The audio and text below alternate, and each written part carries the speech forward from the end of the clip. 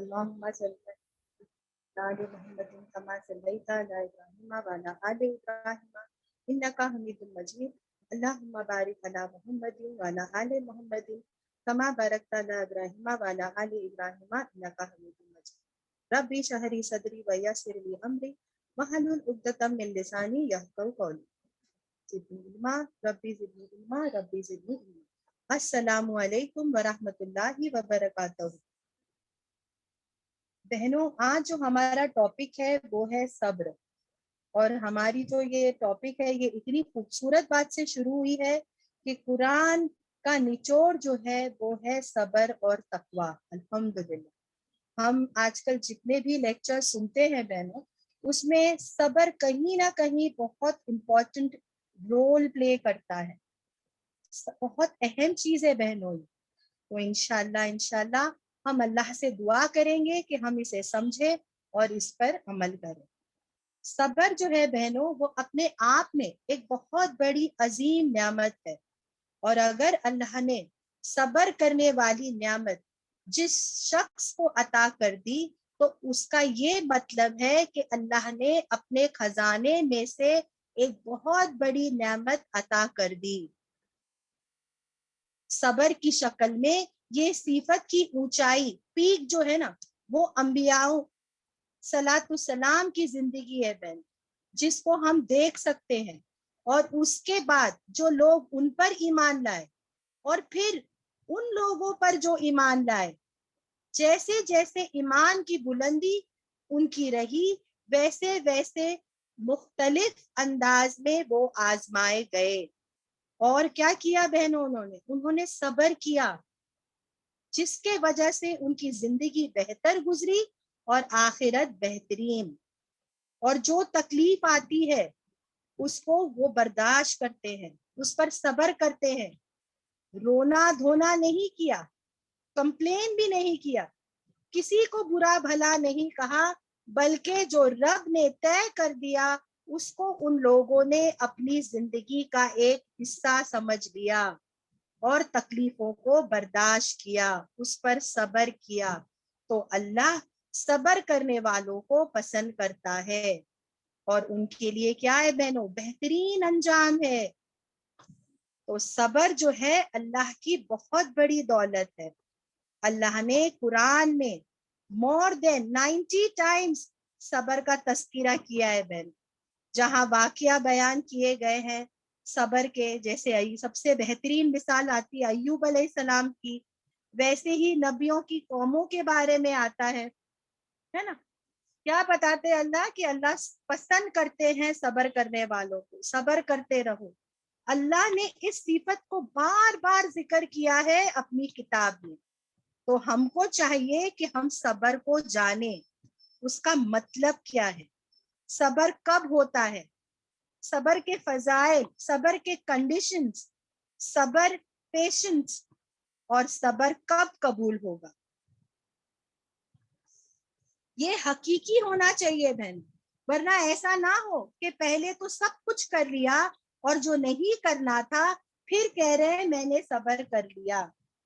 یاد رکھیے صبر کے کچھ کنڈیشنز ہوتے، تو سب سے پہلے صبر کا مطلب، صبر جو ہے وہ ایک عربک ورڈ ہے جس کا مطلب ہے روکنا یا بند کر دینا، اپنے آپ کو روک لینا یا بند کر دینا ہوتا ہے۔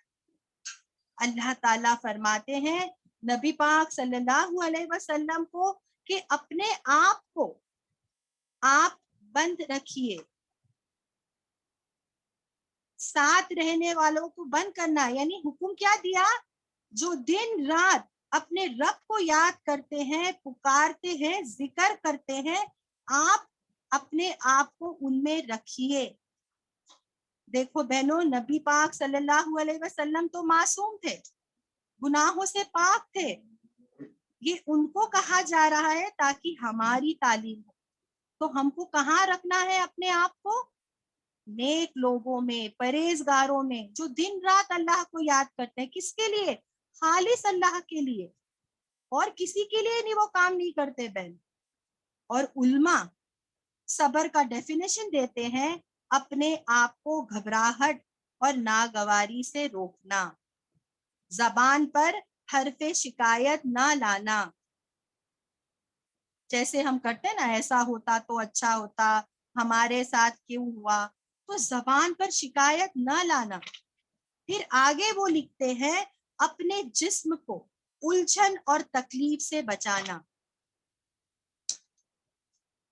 اپنے جسم کو تکلیف اور الجھن سے بچانا، ایسا کوئی عمل نہ کرے جس سے جہنم میں جانا پڑے، اس سے بھی بچنا ہے بہنوں ہمیں، وہاں بھی صبر کرنا پڑتا ہے، اپنے آپ کو روکنا ہے۔ جیسے کہ میں مثال کے طور پہ بتاتی ہوں کہ مجھے جو ہے ایک دنیاوی لائن سے ایک چیز پسند ہے، مجھے مزہ آتا ہے، اب مثال کے طور پہ لے لیجئے مجھے میوزک سننا بہت پسند ہے، لیکن میں نہیں سنتی، کیوں؟ کیونکہ اس کے لیے کہ آخرت میں اس کا بدلہ بہت برا ہے، تو میں نے کیا کیا، اپنے آپ کو، اپنے جسم کو اس سے بچایا، روکے رکھا۔ ویسے ہی بہنوں کوئی بھی کرائم ہو، جرم ہو، نشہ ہو، بری چیز ہو یا لت ہو، مجھے ایڈاپٹ نہیں کرنا، اس پر عمل نہیں کرنا ہے، یہ بھی صبر کے اندر داخل ہوتا ہے۔ اپنے آپ کو ایسی سچویشن میں نہ ڈالنا، دنیاوی اعتبار سے بھی ہو سکتا ہے اور یہ اللہ رب العزت کے تعلق سے بھی ہو سکتا ہے کہ ہم لوگوں سے شکایت کر رہے ہیں۔ کچھ لوگ تو بہنوں ایسے ہوتے ہیں جو ہر چیز کی شکایت کرتے، ہر جگہ ان کی شکایت ہوتی، اور کچھ لوگ رب سے بھی شکایت کرتے ہیں۔ جیسے چوری ہو گئی، کسی کے گھر میں چوری ہو گئی تو وہ کہتے ہیں کہ کتنے مالدار شہر میں پڑے تھے، ان کے گھر میں چور نہیں آتا، ہمارے گھر میں آ گیا، حالانکہ ہم غریب تھے، یہ تقدیر تھی، اللہ نے آپ کے یہاں لکھا تھا۔ جیسے ہم کہتے ہیں نا اتنے لوگوں کو اولادیں ہیں، ان کی تو نہیں مرتی، ہماری تو ایک ہی اولاد تھی، ایک ہی لڑکا تھا، وہ مر گئے۔ یہ شکایت ہے جو آپ اللہ سے کر رہے ہیں کہ نعوذ باللہ، اللہ تعالیٰ کو یہ نہیں سمجھا کہ جس کو زیادہ لڑکے ہیں اس کا انتقال کرنا چاہیے تھا، ان کا ایک ہی تھا، ان کا کر دیے، حالانکہ وہ اللہ کی مرضی تھی، جس کو چاہے اولاد دے، جس کو چاہے نہ دے، جس کو چاہے چھین لے دینے کے بعد، چاہے ایک دے کر چھینے یا 10 دینے کے بعد چھینے، وہ اللہ کی مرضی ہے۔ تو یہ شکایت ہے بہنوں، تو شکایت سے اپنے نفس کو روکے رکھنا، زبان سے اپنی شکایت نہ کرنا، اپنے باڈی پارٹس جس کو اعضاء کہتے ہیں اس کو الجھن اور پریشانی میں مبتلا ہونے سے بچانا۔ دنیا کی الجھن اور پریشانی، جیسے میں نے جھوٹ بول دیا یا غیبت کر دی یا جھوٹ بول کے مال کا لینا دینا کیا، یہ کیا ہوگا، میں دنیاوی لائن سے پریشان ہو جاؤں، اور آخرت کے اعتبار سے برا عمل کرنا ہے نا، اس سے کیا ہوگا، اگر میں برے عمل کروں گی تو آخرت میں الجھن اور پریشانی میں پڑ جاؤں گی۔ تو ایسے اعمال سے اپنے نفس کو روکنا۔ صبر کا مطلب کیا ہے بہنوں، برداشت کرنا، زبان سے، اپنے جسم سے، ہر اعتبار سے اپنے آپ کو روکے رکھنا ہے۔ کس کے لیے؟ خالص اللہ کے لیے۔ یہ ہم جو کچھ بھی برداشت کر رہے ہیں نا، وہ اللہ سبحانہ و تعالیٰ کے لیے کر رہے ہیں، تاکہ ہمارا رب ہمیں مرنے کے بعد بہترین بدلہ عطا فرمائے۔ تو عام زبان میں صبر کا مطلب ہوا اپنی زبان کو، جسم کو ہر قسم کی برائی سے روکے رکھے، کسی الجھن میں اپنے آپ کو نہ ڈالے، کسی مشکل اور پریشانی میں اپنے آپ کو نہ ڈالے، بلکہ اللہ تعالیٰ سے اس مصیبت کو ہٹانے کی دعا کرے اور شکایت نہ کرے، نہ اللہ کے تعلق سے نہ دین کے تعلق سے۔ آج کے حالات تو بہنوں آپ کو پتہ ہی ہے، کتنے مسلمان دیکھو آج کیا شکایت کرتے، کاش ہم مسلمان نہ ہوتے تو اچھا ہوتا، ہم پر یہ مصیبت نہ آتی، آج ہم مسلمان ہیں تو یہ ہوا وہ ہوا، ہے نا، مسلمان نہیں ہوتے تو شاید اس سے بچ جاتے۔ شکایت کرتے ہیں بہن ہم لوگ، جبکہ ہم اتنی آسانی سے جنت حاصل کرنا چاہتے ہیں، بغیر کسی تکلیف کے، بغیر کسی مشقت کے، اور ہم چاہتے ہیں کہ اللہ نے جو سب سے اعلیٰ چیز بنائی ہے انسانوں کے لیے وہ ہمیں مل جائے. کیا ہے وہ؟ جنت ہے نا. ہم کو کوئی تکلیف نہیں ہونی چاہیے، بس ہم کو جنت چاہیے. اور دنیا کی زندگی بھی نرم گرم اچھے انداز سے گزرنی چاہیے، ہے نا. یہ سب ہماری سوچ ہے بہن. تو بہنوں، یہ ناممکن ہے کہ دنیا اور آخرت آسانی سے گزر جائے گی، ایسے ہی مل جائے گی، یا اچھا بدلہ مل جائے گا. یاد رکھیے، دنیا کی زندگی ایک مشقت ہے، تو ہی تو آخرت میں اس کا بدلہ ہمیں ملتا ہے نا. یہ مشقت ہے بہنوں دنیا کی زندگی، ہم کو اس کو سمجھنا ہے.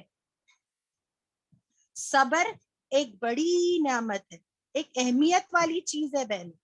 لیکن آج ہم کیسے ہیں؟ بے صبرے. ہمارے اندر صبر ہی نہیں ہے، ہم صبر کے خلاف عمل کرتے ہیں. مصیبت تو آتی ہے تو کیا کرتے ہیں؟ شکایت کرتے ہیں، چیخو پکار کرتے ہیں، تاکہ لوگوں کو پتا چلے کہ ہم پریشان ہیں. ذرا ذرا چیزوں کو ہم برداشت کرنے کو تیار ہی نہیں ہے. اور آخرت میں ہم چاہتے ہیں سب سے بڑا انعام جنت ہمیں مل جائے. اور دنیا ہم چاہتے ہیں کہ ہم پر کم مصیبت آئے، ہماری آزمائشیں کم ہو، سب سے کم ہم صبر کریں، سب سے بڑا بدلہ ہم پالیں. تو ہمیں چاہیے کہ ہم اللہ سے یہ صفت جو ہے نا صبر، وہ مانگے اور اپنے اندر یہ صفت کو پیدا کرے. اس کی کوشش کرے بہنوں. اچھی صفتوں کو انسان کو پیدا کرنا پڑتا ہے، اپنے اندر لانے کے لیے کوشش کرنی پڑتی ہے. اور جب یہ صفتیں آ جاتی ہے تو یہ نسل در نسل آگے ٹرانسفر ہوتی ہے. ایک آدمی کی اچھی صفت ہوگی تو وہ اس کے آگے کی نسل میں دیکھے گا، اور اس کا فائدہ اس دنیا میں بھی ہے، آخرت میں بھی فائدہ ہے. اور جب تک وہ صفتیں لوگوں میں جائے گی نا، اس کا اجر اور ثواب بھی ملتا رہتا ہے. جیسے ہم دیکھیے ہمارے یہاں جو چھوٹے چھوٹے بچے ہوتے ہیں نا، سال کے 2 سال کے، ان کا بیہیویئر دیکھ کے، ان کے ایکشنز دیکھ کے ہم کیا کہتے ہیں؟ یہ تو میرے دادا جیسا ہے، یہ تو میری امی جیسی ہے، یہ تو میرا بھائی جیسا ہے. ایسے ہی بہنوں ٹرانسفر ہوتی ہے چیزیں، عادتیں، خصلتیں جسے ہم کہتے ہیں. تو صبر کی عادت آپ کو ڈیولپ کرنا پڑے گا. کچھ تو اللہ کی طرف سے عطا ہوتا ہے، لیکن اس کو ڈیولپ کرنا پڑتا ہے، اس کے لیے کوشش کرنا پڑتا ہے. اللہ تعالیٰ کہتے ہیں جو لوگ ہمارے راستے کے لیے کوشش کرتے ہیں تو ہم اس پر چلنا آسان کر دیتے ہیں. ہم صبر کو اپنے اندر لائیں. صبر خود شکر کے مادہ کو ہمارے اندر پیدا کرے گا انشاءاللہ. اللہ تعالیٰ کہتے ہیں نبی پاک صلی اللہ علیہ وسلم کو کہ آپ صبر کیجئے جیسے آپ سے پہلے پیغمبروں نے اور رسولوں نے صبر کیا. تو بہنوں، صبر جو ہے وہ ہمارے لیے نمونہ ہے. جیسے ہم نوح علیہ السلام کو دیکھیں، ان کا قصہ دیکھیں، ابراہیم علیہ السلام، موسیٰ علیہ السلام، عیسیٰ علیہ السلام، ایوب علیہ السلام، یہ سب ہمارے سامنے بہنوں. نبی پاک صلی اللہ علیہ وسلم بھی ہمارے سامنے ایک بہترین نمونہ ہے. کیا صبر انہوں نے کیا، کیا مادہ تھا ان کا اس سب چیزوں میں. یہ سب ہماری تعلیم کے لیے ہے بہن. اللہ نے قرآن میں فرمایا ہے اے ایمان والو صبر کرو اور مضبوط قدمی کے ساتھ جم جاؤ، اور اللہ کی راہ میں مکمل کوشش کرو، اور اللہ کے تقوی کو اختیار کرو تاکہ تم فلاح پاؤ، کامیابی پاؤ. اس آیت میں بہنوں دیکھیے صبر کا حکم دیا ہے. اگر ہم کو کامیاب ہونا ہے تو بتا دیا ہے کہ سب سے پہلے صبر، مضبوطی کے ساتھ جم جانا. صبر کریں گے مصیبت پر، پھر اس پہ جم جائیں گے. ہم کوشش کرتے رہنا ہے تقوی اختیار کرنا ہے اور فلاح پالو. ہم کچھ نہیں کرنا چاہتے، بس چاہتے ہیں کہ ہمارا نام مسلمانوں میں ہو، فرشتے ہمارا نام، ہمارا حساب کتاب مسلمانوں میں لکھ دیں، پھر آخر میں جنت چلے جائیں.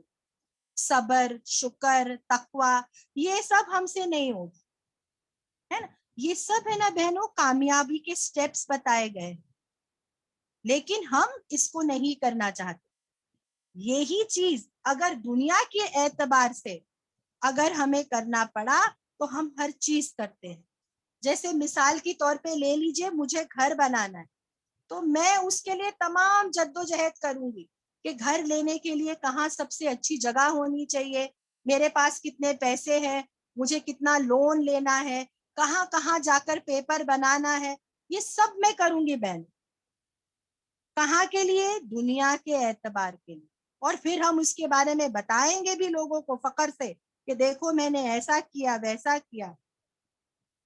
جنت کے لیے کوشش نہیں کریں گے، ایک بھی تکلیف نہیں چاہیے، ہے نا. قرآن میں آتا ہے سورہ حج میں کہ جب ایمان والوں کے سامنے اللہ کا ذکر کیا جاتا ہے تو اللہ کے ذکر سے اجلت کرتے ہیں، ان کے دل جو ہے اللہ کے ذکر سے اجلت کرتے ہیں، یعنی دل ان کے ہل جاتے ہیں.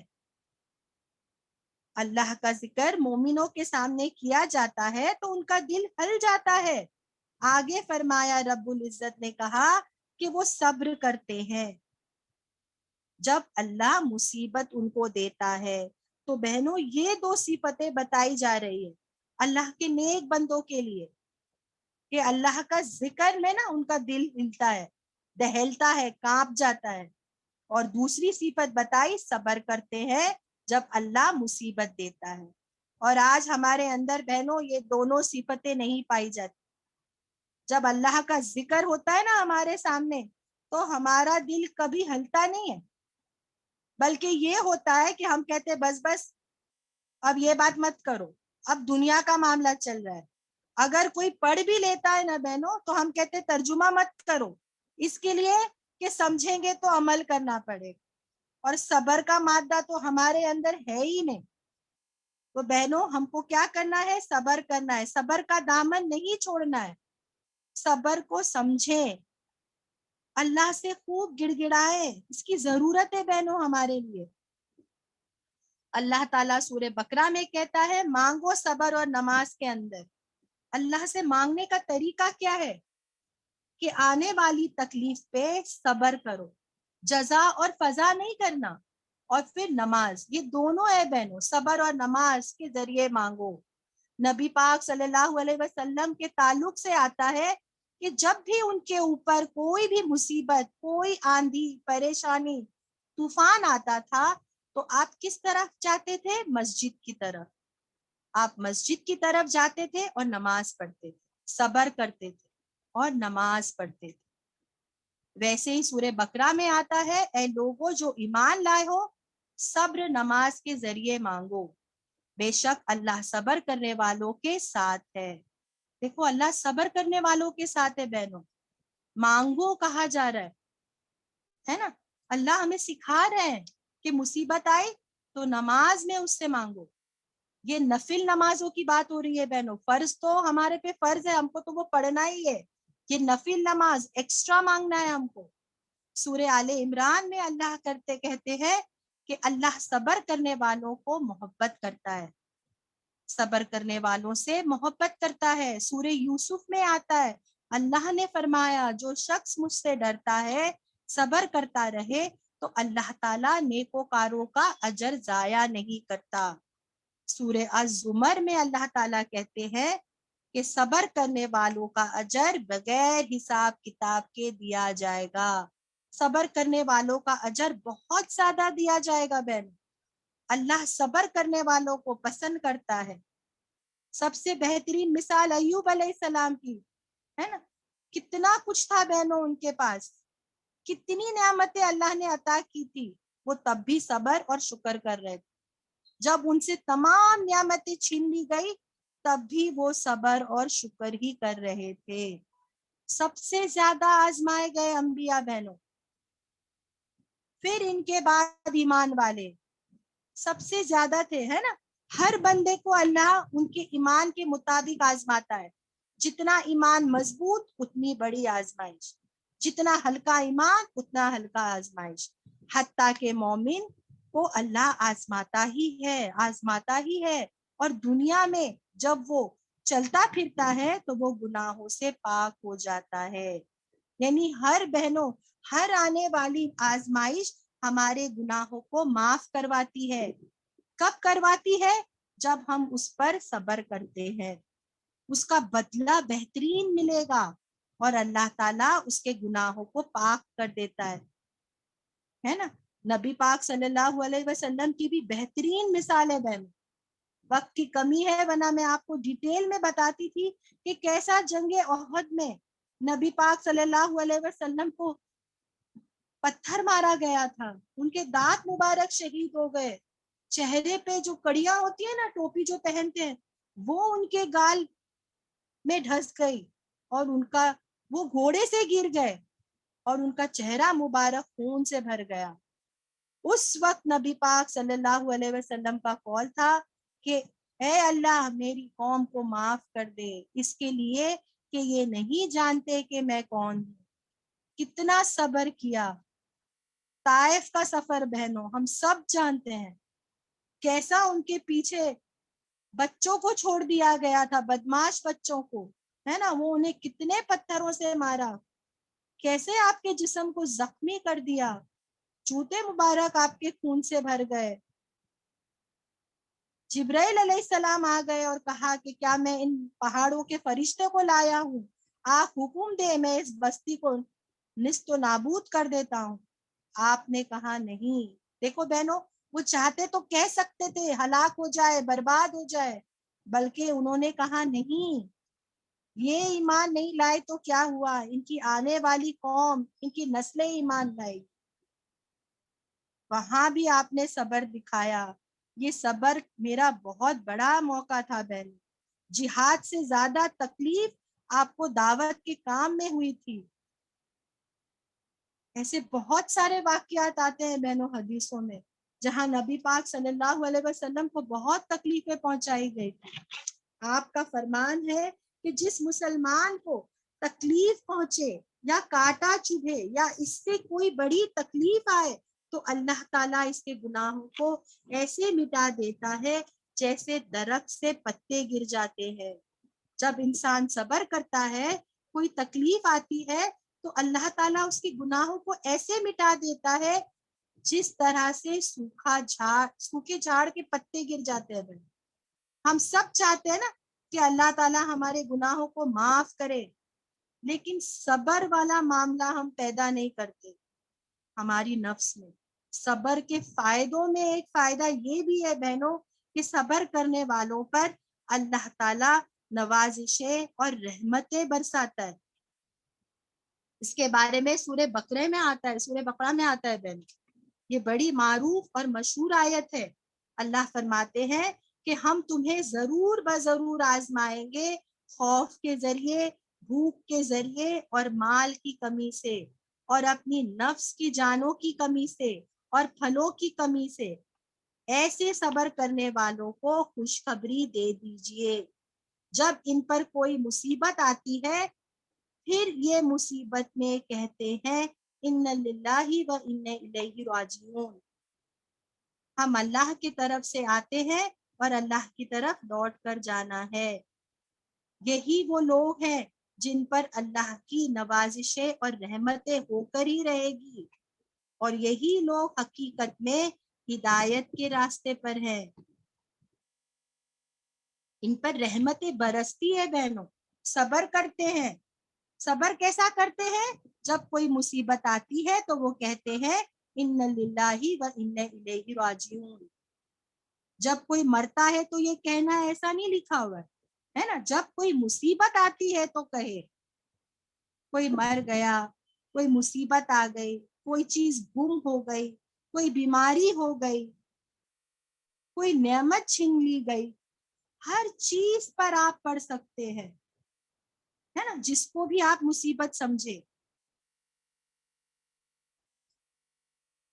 اس کی سب سے ایک حدیث میں آتا ہے، آپ صلی اللہ علیہ وسلم نے بتایا کہ ام سلمہ رضی اللہ عنہ اپنے ہی واقعہ بیان کرتی ہے، جو بہت پیارا واقعہ ہے بہن۔ جب یہ آیت صحابیوں نے سن رکھی تھی، کیا ہوا تھا، ام سلمہ رضی اللہ عنہ کے شوہر کا انتقال ہو گیا، تو نبی پاک صلی اللہ علیہ وسلم نے یہ دعا سکھائی تھی۔ تو جب کسی پر کوئی مصیبت آئے اور مصیبت میں وہ یہ کہے ان للہ و انا الیہ راجعون، اور پھر وہ دعا کرے، آگے جس کا ترجمہ یہ ہے، اس طرح سے ہے کہ اے اللہ میری اس مصیبت کا تو مجھے اجر دے اور اس مصیبت کو خیر میں میرے لیے تبدیل کر دے، یا اس مصیبت میں مجھے اس سے اچھا خیر بدلہ عطا فرما، تو اللہ تعالیٰ اس مصیبت پہ اسے خیر بدلہ انسان کو عطا فرماتا ہے۔ تو جب ان کے شوہر کا انتقال ہوا، یہ بات انہوں نے سن رکھی تھی، فوراً پڑھ لیا، اے اللہ اس مصیبت کا مجھ کو اس سے بہترین بدلہ دے۔ ان کی عدت گزرتے ہی نبی پاک صلی اللہ علیہ وسلم کا پیغام ان کے لیے آ گیا۔ انہوں نے شوہر کھو دیا تھا بہنوں، انہوں نے پڑھا ان للہ و انا الیہ راجعون، اور اللہ نے سب سے بہترین شوہر جو دنیا میں ہو سکتا ہے وہ آپ کو دے دیا۔ ہماری کوئی چیز گم گئی تو ہم یہ پڑھے، ہمیں اللہ انشاءاللہ اس سے اچھا بدلہ دے گا بہن، اور آپ دیکھیں گے کہ اللہ تعالیٰ اس سے بہتر چیز عطا فرما دیتا ہے۔ یہ بڑی اہم بات ہے، اور اللہ تعالیٰ دیتا ہے چاہے وہ چھوٹی ہو یا بڑی، لیکن ہم کو مانگنا کیسا ہے بہنوں؟ تقوی اور ایمان کے ساتھ۔ آپ بہت ساری چیزیں دیکھیں گے کہ جو اس کے بدلے ملتی ہے، لیکن ہمارے پاس اس کا شعور ہی نہیں ہے بہن، اس کی سمجھ ہی نہیں ہے۔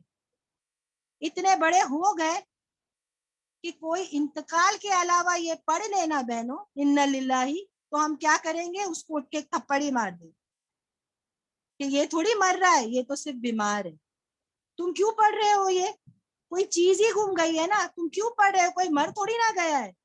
ایسے ہمارے حالات ہو گئے علم کی کمی سے بہنوں۔ آپ دیکھیے، اسی لیے قرآن کو سمجھ کر پڑھنا بہت ضروری ہے۔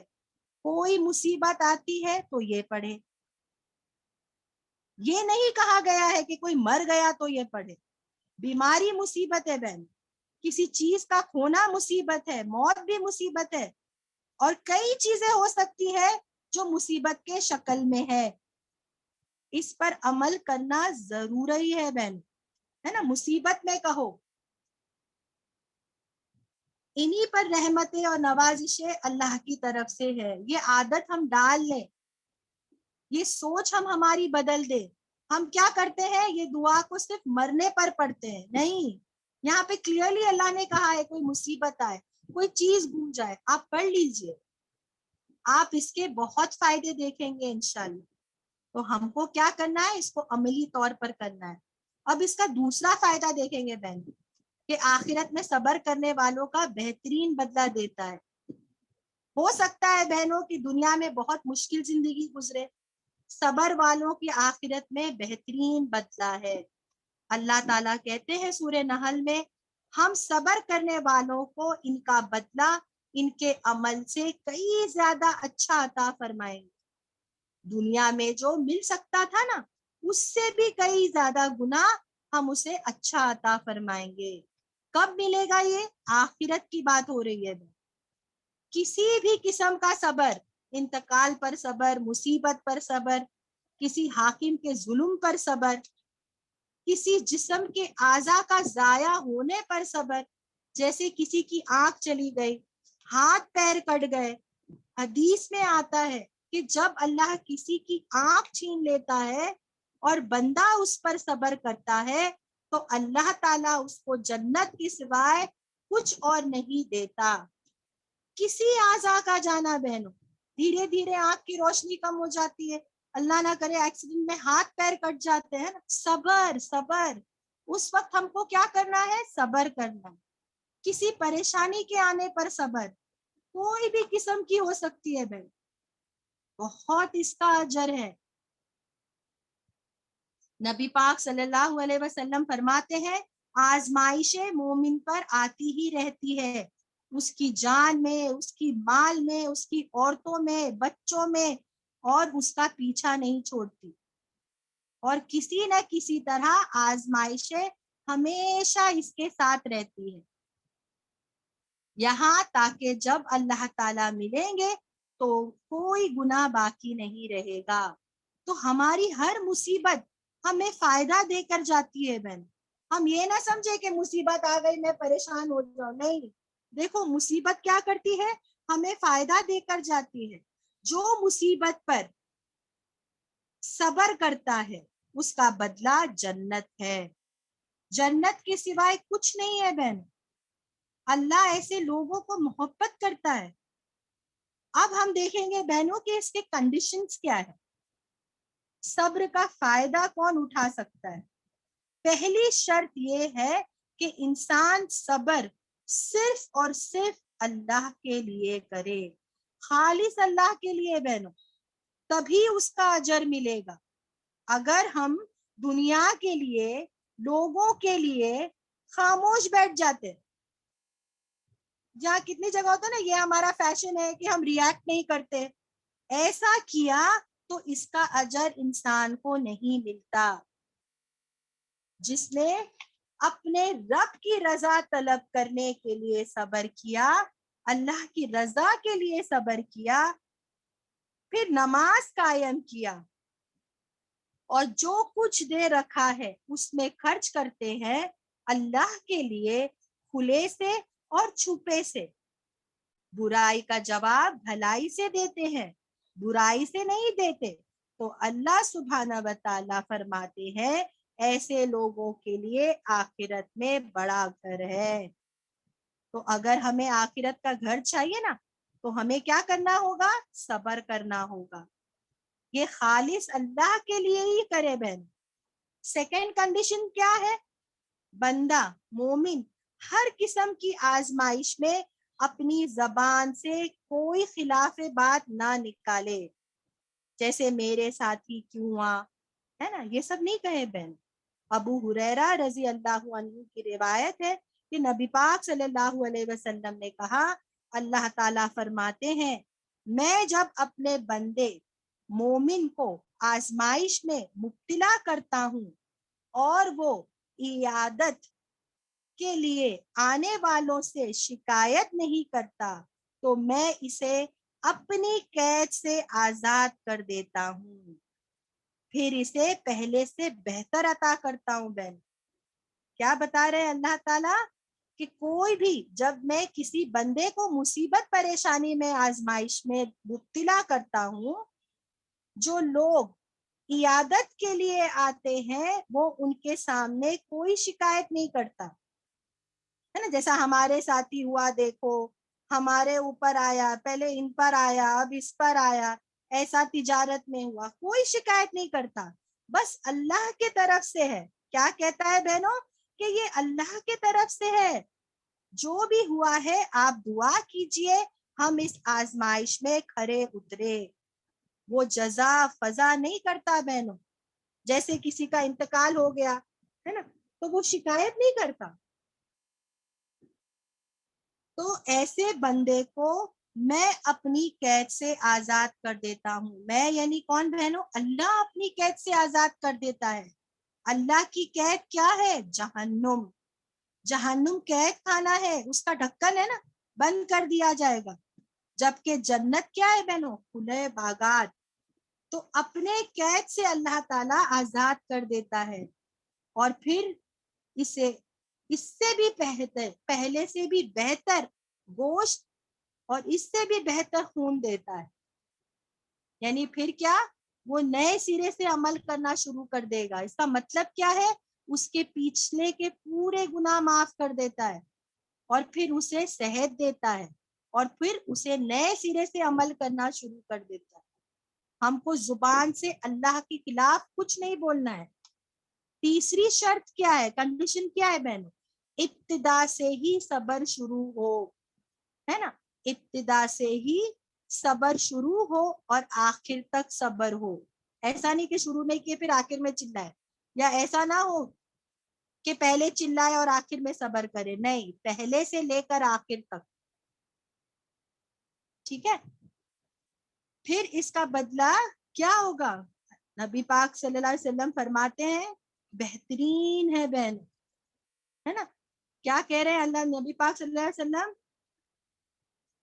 وہ روتے ہوئے نہیں ہے نا, جیسا ہم روتے ہوئے بیٹھ جاتے ہیں, شکوے شکایتیں کرتے, نہیں, اللہ کا تقوی اختیار کرو اور تو صبر کر, ہے نا. یہ سب سے بہترین ہے بہن. صبر کب ہوتا ہے؟ جب صدمہ لگتا ہے, کسی کا انتقال ہوا, آپ روئے, چیخے چلانے سے یا بالوں کے نوچنے سے یا چہرے کے نوچنے سے, تب اگر آپ نے نہیں کیا تو یہ صبر نہیں ہے بہن, ہے نا. بعد میں آپ 2-3 مہینے کے بعد ہو گیا, پھر آپ نے کہہ دیا کہ مجھے صبر آ گیا, تو یہ صبر نہیں ہے. صبر تب ہوتا ہے جب صدمہ لگتا ہے, جیسے آپ کو کسی نے آ کے ٹکر مار دی اور خوب آپ نے اس کو مار دیا اور بعد میں بول رہے کہ میں نے صبر کر لی, یہ صبر نہیں ہے. جب آپ کو لگا آپ نے صبر کر لیا کہ اللہ کے لیے تم کو معاف کر دیتا ہوں, ہے نا, آئندہ سے ایسی غلطی مت کرو, جو بھی میرا نقصان ہوا ہے آپ اس کی بھرپائی کر دو, ہے نا, یہ صبر ہوتا ہے بہن, ہے نا. وہ موقع تھا لیکن آپ نے کیا کیا, صبر کر لیا. ورنہ کیا ہوتا ہے, 1 مہینے کے بعد 2 مہینے کے بعد جو صبر کرتے وہ صبر نہیں ہوتا ہے نا. کچھ لوگ تو کیا کرتے ہیں, 1-2 سال لگا لیتے ہیں صبر کرنے کے. تو بہنوں ہمارے لیے کیا آتا ہے, عام لوگوں کے لیے 3 دن اور 4 مہینے 10 دن بیوی شوہر کے لیے کرتی ہے. یہ صبر کرنا ہے بہن, جزا اور فضا کا نہیں ہے. آنسو بہ جائیں گے بہن, انسان ہے نا, تو کوئی مسئلہ نہیں ہے, شکایت نہیں کرنا, آنسو جا سکتے ہیں.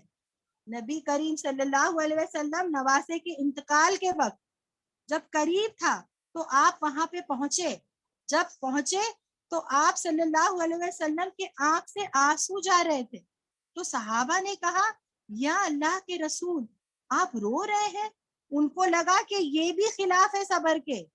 تو آپ نے کہا یہ تو رحم ہے جو اللہ بندوں کے دل میں ڈالتا ہے, اور اللہ انہی لوگوں پر رحم کرتا ہے جو دوسروں پر رحم کرے. تو آنسو جانا غلط نہیں ہے بہن, لیکن رونا, ہے نا, ہمارا ہی گھر ملا تھا کیا, چیخنا چلانا, گلے پھاڑنا, بالوں کا نوچنا, یہ سب غلط ہے.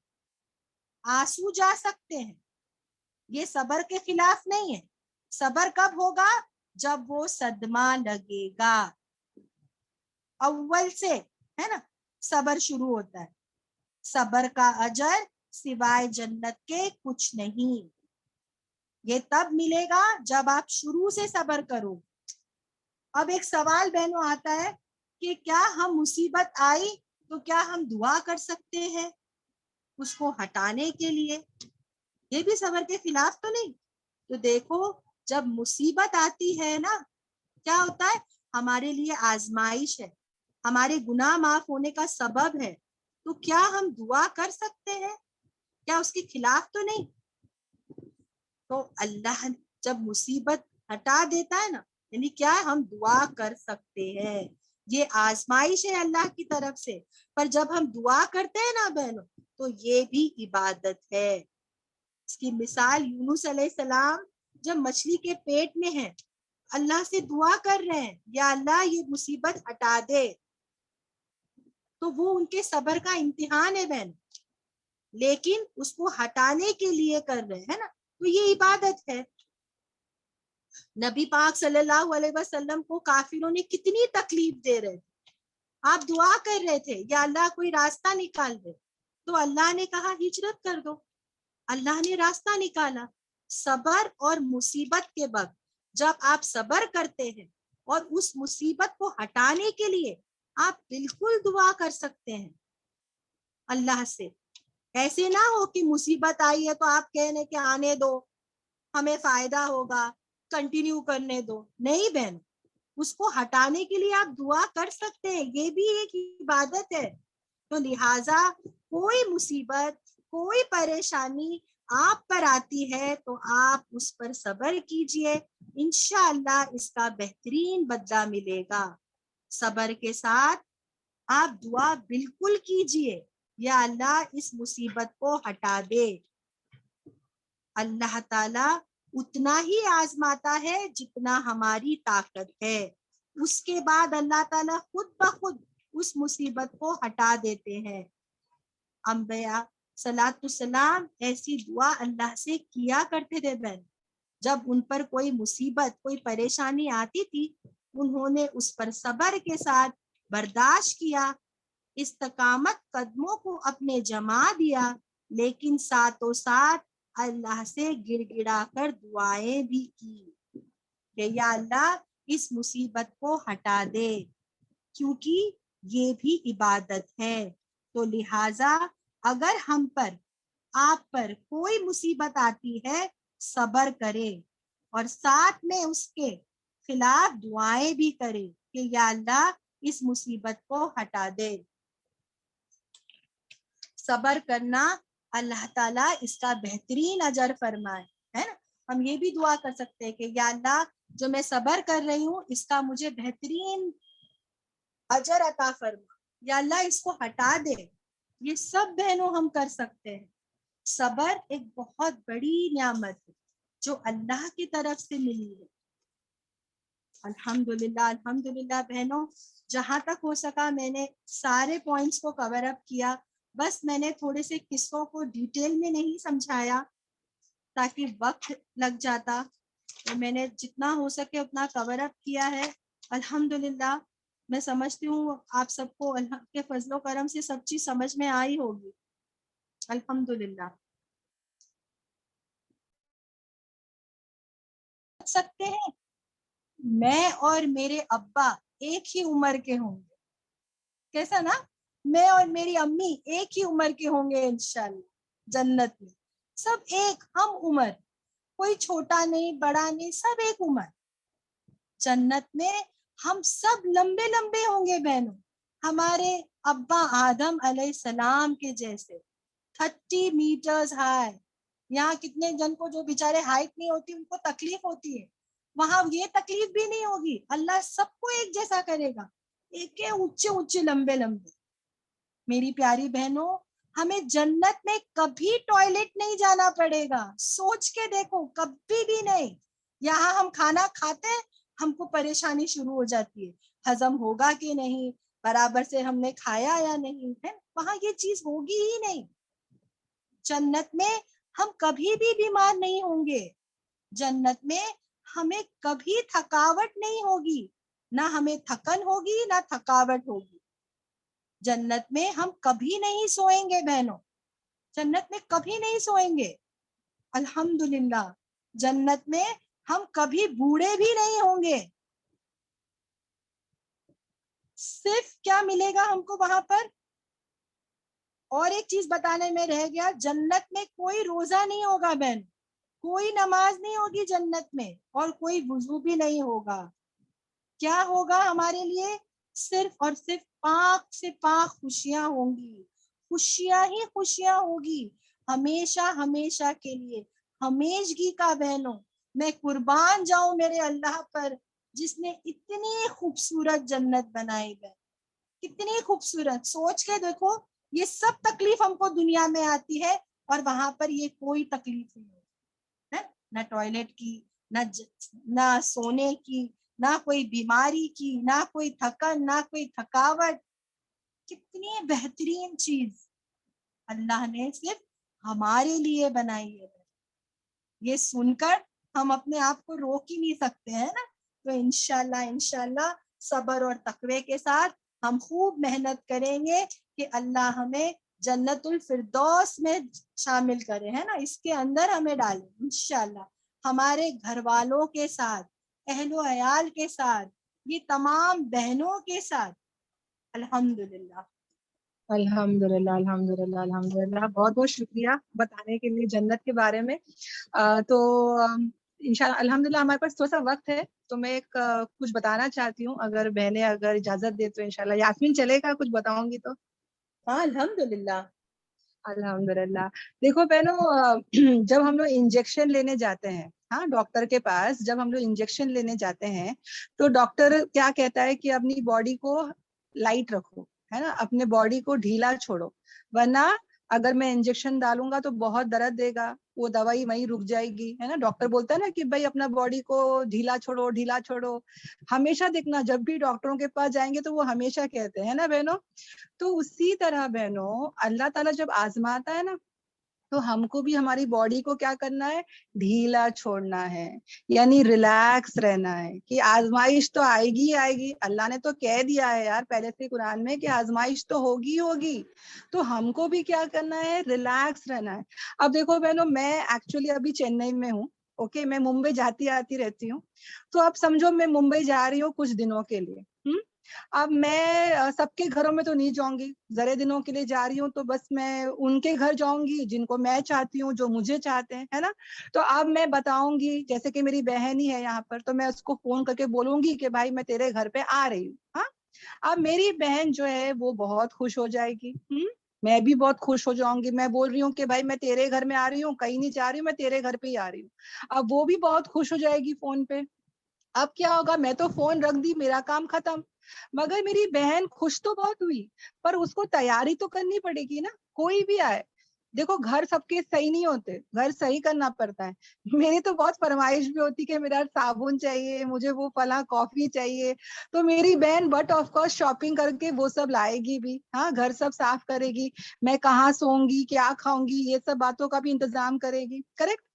تو بہنوں، بہن کو خوشی تو ہو رہی ہے، ہاں، مگر اس کے ساتھ ساتھ ایک کام بھی بڑھ رہا ہے کہ نہیں بڑھ رہا ہے. اور کیوں کیا جا رہا ہے بہنوں؟ کیونکہ تعلق ہے نا. اسی طرح بہنوں اللہ تبارک تعالیٰ بھی سب کو نہیں آزماتا بہنوں. اللہ تبارک تعالیٰ بھی جس کو چاہتا ہے نا اسی کو آزماتا ہے. اب وہ بندے کے اوپر ہے کہ بندہ کیسے اس کو لیتا ہے. اگر سوچو نا بہنوں، ہمارا تعلق اللہ کے ساتھ کیسا ہے. اگر میرا تعلق اللہ کے ساتھ اسٹرانگ رہے گا، محبت والا رہے گا، تو بٹ آف کورس آزمائش آئی ہے تو میں اس کو خوشی خوشی لے رہی ہوں، خوشی خوشی کر رہی ہوں. کام تو بڑھ گیا میری بہن کا بھی، پر وہ خوشی خوشی کر رہی ہے. کیوں؟ کیونکہ اس کو خوشی ہو رہی ہے نا، تعلق جڑا ہے نا. اسی طرح ہمارا تعلق اللہ سے جڑے رہے بہنوں. اللہ تعالیٰ تو آزمائشیں کرے گا ہی کرے گا، ٹیسٹ کرے گا ہی کرے گا، چھوڑے گا نہیں. وہ تو ہمارے مرتے دم تک بھی ٹیسٹ ہے بہنوں، ہے نا. تو ہم کو کیسے کرنا ہے؟ خوشی خوشی، ہے نا. الحمدللہ.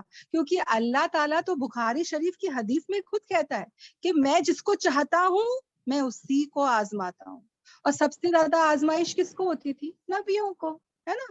جتنا تمہارا ایمان اتنا اسٹرکٹ تمہارا آزمائش ہوگی، ہے نا.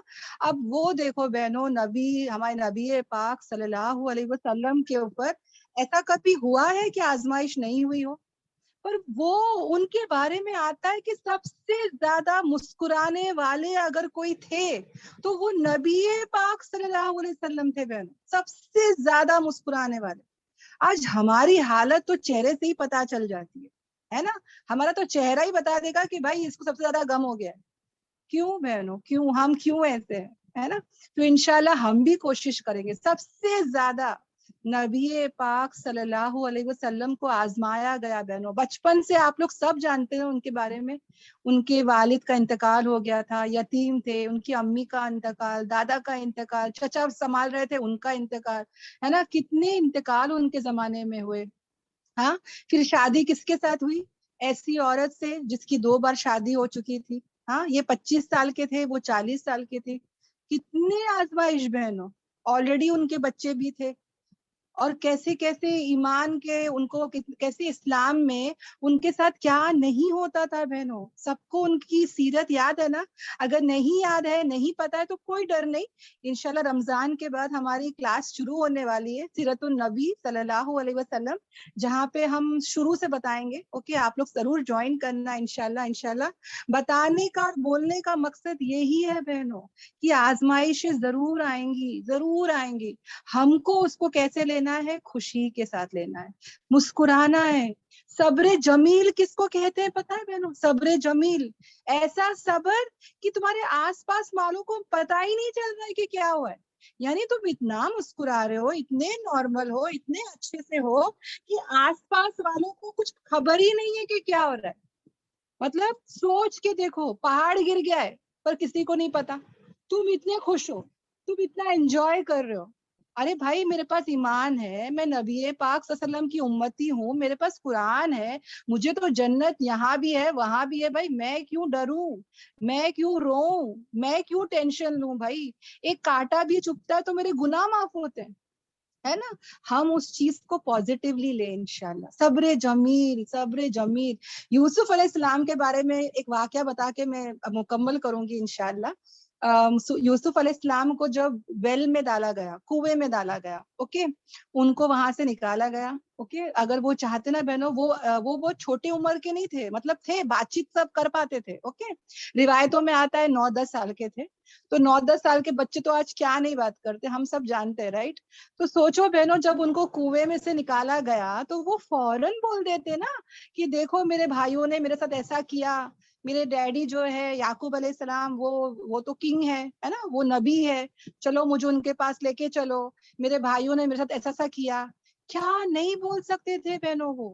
ہاں, اور انہوں نے بولا, انہوں نے کچھ کہا, وہ چپ تھے, چپ تھے. ان پہ ظلم ہو رہا ہے اور وہ وہاں پہ چپ ہے بہنوں. کیوں کیوں بہنوں, کیوں وہ چپ تھے؟ کیونکہ ان کو پتا تھا یہ جو میں صبر کر رہا ہوں نا, یہ اللہ اس کو ضائع نہیں کرے گا, اللہ تعالیٰ اس کو کبھی ضائع نہیں کرے گا, اللہ تعالیٰ اس کا بدلہ ضرور دے گا, ہے نا. تو یہ ہوتا ہے صبر جمیل. پورا سورہ یوسف ہے نا بہنوں, پورا سورہ یوسف علیہ السلام کا جو سورہ ہے وہ پورا کے پورا صبر جمیل ہے بہنوں, شروع سے لے کے آخر تک. انشاءاللہ جو بہنیں نہیں کیے ہیں وہ ضرور ہماری قرآن تفسیر کلاس ضرور جوائن کرنا, جہاں پہ آپ کو پورا ایک ایک آیت سمجھائی جائے گی انشاءاللہ. تو بالکل مس نہ کرے. اوکے, انشاءاللہ اللہ تعالیٰ ہم سب کو بولنے سننے سے زیادہ عمل کی توفیق دے, ہم کو صبر جمیل عطا کرے انشاءاللہ. ایسا صبر بہنوں کہ کسی کو نہیں پتا چلے کہ ہمارے اندر کیا طوفان آیا ہے. میں ایک بات ضرور بتاؤں گی, سوری, کہ ہماری ایک ٹیچر ہے الحمدللہ, اور وہ قرآن کلاس لیتی ہے, اور اکثر ان کی فجر میں کلاس ہوتی ہے. اور ایک بار ایسا ہوا بہنوں کہ ان کا گھر آگ لگ گیا تھا, ان کے گھر میں آگ لگ گئی تھی, رات کے 12 بجے آگ لگی تھی, اور صبح میں جا کے 8 بجے یا 7 بجے وہ آگ بجھی. اوکے, مگر ان کی کلاس کب ہوتی ہے؟ فجر کے بعد. ایز اے ٹیچر ان کے پاس کتنا بڑا ریزن تھا کہ وہ بول دیتے کہ بھائی میں کلاس نہیں لے سکتی کیونکہ میرے گھر میں آگ لگی ہے, بھائی میں کیسے کلاس لوں, فائر بریگیڈ آئی ہوئی ہے. اور انہوں نے پھر بھی کلاس کو نہیں چھوڑا بہنوں. وہ کہہ رہے ہیں کہ پیچھے فائر بریگیڈ کی وہ ہارن اور بیپ اور سب کچھ سنائی دے رہی ہے, اور وہ اپنا کلاس لینے کا لیتے چلے گئے. میں اتنی حیران ہوئی یہ کہانی سن, مطلب ان کی باتیں سن کر. میں نے کہا کہ تم نے کیسے کلاس لیے, تمہارے گھر والے مطلب کیسے وہ چیز کو ٹالریٹ کرے, کیونکہ یہاں پہ تو کوئی بھی قرآن کلاس میں بیٹھتا ہے یا کلاس لیتا ہے تو اس کو تو سننے پڑتی ہے. آپ کے گھر والے کیسے یہ سب چیزوں کو ہینڈل کیے؟ تو انہوں نے کہا کہ ان کے پاس چوائس ہی کیا تھی, گھر کے مرد جو تھے وہ گھر میں جو آگ لگ گئی تھی فائر بریگیڈ والوں کے ساتھ آگ بجھا رہے تھے, اور میرے گھر کی عورتیں جو تھی, جوائنٹ فیملی ہے پوری, گھر کی سب عورتیں تھی, وہ گھر کے باہر بیٹھ کے جانماز میں نماز پڑھ رہے تھے, فجر کا وقت تھا, ہے نا. تو بولے میرے پاس اور کام ہی کیا تھا, میں نے بس میرا فون اٹھا کے کلاس لے لیا الحمدللہ. تو دیکھو بہنوں, ایسے بھی لوگ ہیں کہ گھر میں آگ لگی ہے, طوفان ہے مطلب, اور پھر بھی وہ کلاس لینے کا لے ہی رہے, قرآن کو نہیں چھوڑ رہے. پلیز بہنیں, آپ سب یہاں پہ جتنے بھی لوگ ہیں, میں سب بہنوں سے ایک گزارش ضرور کرنا چاہوں گی کہ پلیز آپ لوگ قرآن کلاسز کو مت چھوڑے. یہ جو بھی ہم بہنوں کو علم سے نوازا ہے نا, ये कुरान क्लासेस से ही हुआ है, ये कुरान से ही हुआ है। हम लोग भी आप जैसे आम बहने थे, 2 साल पहले की बात बोल रही हूँ, दुनिया में गर्क थे, गुनाहों में गर्क थे, शिर्क और बिदअत में गर्क थे। हमको अगर किसी चीज ने साफ किया है, हमारी इस्लाह की है, तो वो सिर्फ और सिर्फ कुरान मजीद है बहनों। सब बहनों से मैं यही कहती हूँ कि हम क्या होते हैं ना बहनों, मैं बोलूंगी कि भाई मैं क्लास क्यों जाऊं, मैं तो घर में 5 टाइम की नमाज पढ़ रही हूँ ना, मैं तो कुरान पढ़ती हूँ, मैं तो अस्कार करती हूँ, मैं सब बराबर कर रही हूँ, मैं क्यों कुरान क्लास ज्वाइन करूँ। तो इसका रीजन यही है बहनों कि जब हम घर में होते ना, तो कहीं ना कहीं हमारा ईमान डाउन होते रहता है और हम लोग दुनिया में गर्क हो जाते हैं। जब हम कमिटमेंट कर लेते हैं तो हम बच जाते हैं। हम कुरान क्लास को बराबर चाहते हैं, उसको अटेंड करते हैं, एक क्लास भी मिस नहीं करते हैं, हमारा ईमान मजबूत होता है, ये इतनी अच्छी दीन की बातें आती है और लाइफ को हैंडल करने होता है। एक बहन बता रही थी कि माशाल्लाह वो हस्बैंड के बारे में बता रही थी कि मेरे हस्बैंड एंड वाइफ के हमारे इतना कुछ होता था, मेरे माँ बाप मुझे इतना समझाते थे, हम लोग कभी नहीं समझते थे, हमारे झगड़े ही होते रहते थे, मगर जब मैं कुरान क्लास गई, माशाल्लाह माशाल्लाह कुरान क्लास की बरकत से कुरान ने उसकी आंखें खोली, कुरान ने उसको इतना कुछ शौहर के बारे में सिखाया माशाल्लाह, जो उसके माँ बाप ने उसको नहीं सिखाया। यानी कुरान तुम्हारी क्या इस्लाह करेगा ना, तुम सोच भी नहीं सकते बहनों। प्लीज आप लोग प्लीज कुरान को मजबूती से पकड़ ले। सिर्फ पढ़ना नहीं है बहनों, इसको समझना भी है। यहाँ हमारी जो क्लासेस होती है वो एक एक आयत समझाती है और माशाल्लाह माशाल्लाह हम कोशिश करते हैं कि हम बहुत आसान तरीके से बताएं। तो आप लोग कमिटमेंट करें इंशाल्लाह। कोई फीस नहीं है, कोई होमवर्क नहीं है, कोई एग्जाम नहीं है, कुछ नहीं है बहनों, सिर्फ आपको आना है और इंशाल्लाह क्लास अटेंड करना है इंशाल्लाह। तो प्लीज इस मौके को हाथ से जाने ना दे, कुरान से प्लीज जुड़े रहे। शिर्क, बिदअत, गुनाह, गुमराही, अंधेरे सब जिंदगी से निकल जाएंगे इंशाल्लाह इंशाल्लाह। ओके, अल्लाह ताला हम सबको बोलने सुनने ज्यादा अमल की तौफीक दे। आमीन आमीन आमीन। पहले दुआ कर लेते हैं इंशाल्लाह और उसके बाद बदर के बारे में हम बताएंगे। तो सब बहनें जरूर यहाँ पे रहना, बदर के बारे में बताया जाएगा बहुत अच्छे तरीके से, तो बिल्कुल क्लास मिस मत करना इंशाल्लाह। ओके मम्मी दुआ कर लो प्लीज।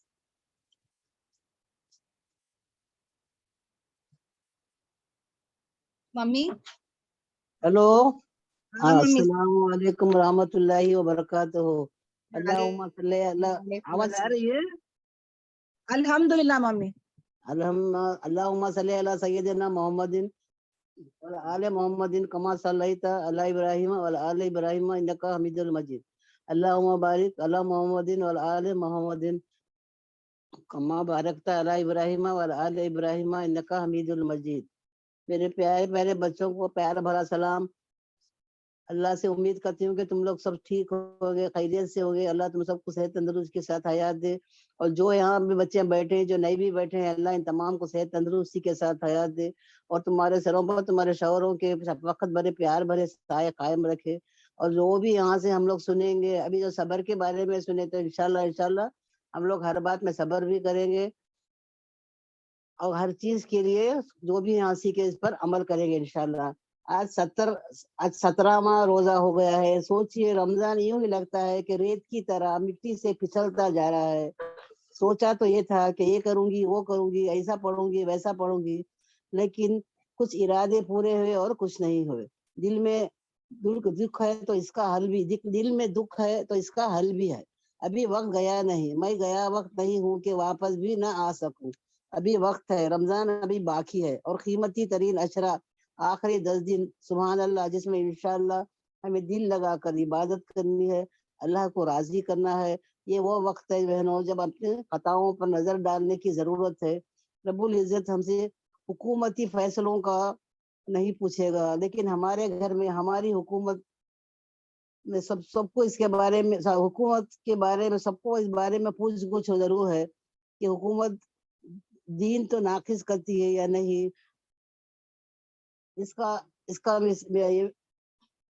इसका सवाल मेरे और आपसे सियासत के बारे में कोई सवाल नहीं होगा, लेकिन हमने अपने आप पर, अपने बच्चों पर इस्लाम नाकिस किया या नहीं, उसका सवाल जरूर होगा। हम हमारे घर वाले, फैमिली वालों को भी अच्छी तरह ये बात पहुंचाए कि इसका हमें जरूरत है क्या कर, अपने बच्चों को भी हम सिखाना चाहिए और अल्लाह ने हम लोग को जो जिम्मेदारी दी है उसको संभालना चाहिए। اپنے ذمہ داریوں کو سنبھالنے کی مشکل لگے تو اللہ نہ کرے تو رب سے مدد مانگیے، وہی دلوں کا بھید جاننے والا ہے، وہی ظاہر اور باطن کا جاننے والا ہے، وہ قادر ہے، ہر چیز پر قدرت رکھتا ہے۔ قیمتی لمحات ہیں، دعائیں قبول ہوتی ہیں، قبولیت کی رات ہے، جو مانگنا ہے مانگ لو، اپنے رب کریم سے مانگو، دین اور دنیا کی دولت مانگو، بچوں کے لیے اچھا مستقبل، دینی مستقبل مانگو۔